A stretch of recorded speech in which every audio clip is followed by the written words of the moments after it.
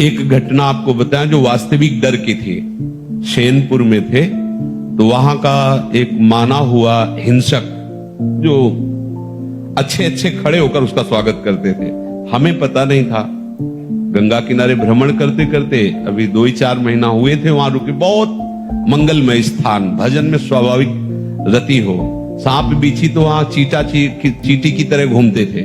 90 बीघा घनघोर जंगल अब भी है। अब क्या दशा है उसकी वो तो हमें पता नहीं जंगल की। गंगा जी नीचे से बह रही तो एकदम जो प्रधान गेट था, श्री स्वामी मग्नानंद सरस्वती जी की तपस्थली, प्रधान गेट के पास बैठे हुए थे 2-4 वयोवृद्ध जन ऐसे प्रश्न कर रहे थे, ऐसे भगवत चर्चा हो रही।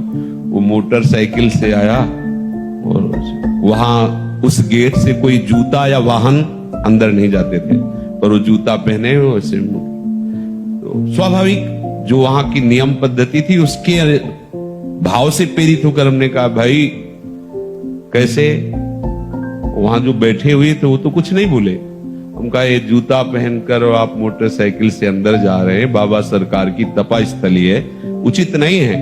और बाई तरफ ऐसे देखा, गाड़ी वहीं खड़ी की, चला गया जो भी जैसा, जूते पहने ही। फिर वापस आया, हम कहा भाई गाड़ी यहां स्टार्ट नहीं होगी, बाहर ले जाके स्टार्ट करो गाड़ी। हम भाव कहा था कि यहाँ स्टार्ट मत करना, बाहर ले जाओ।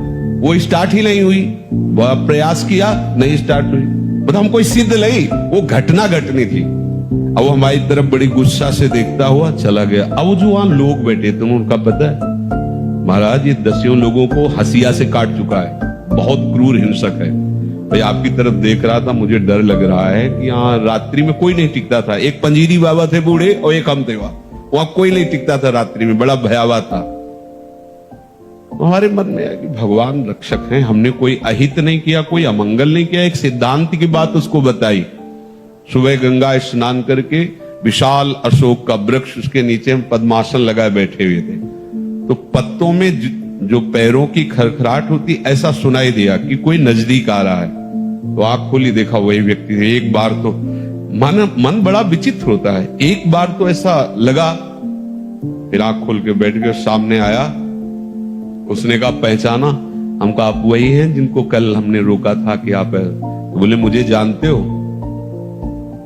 तो हम कहा आपको तो नहीं जानते, लेकिन आप हमें नहीं जानते होंगे। भगवत आवेश में हो गए एकदम।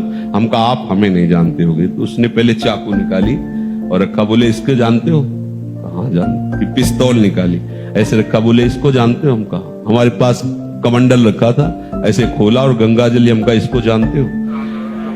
हम कहा केवल हम और तुम है, वृंदावन में है, एक शब्द का मिस्टेक ले।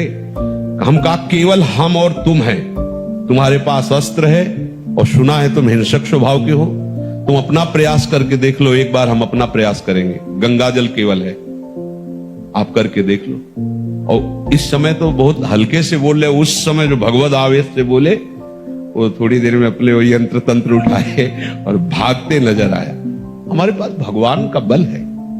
कैसे कोई ऐसे कैसे?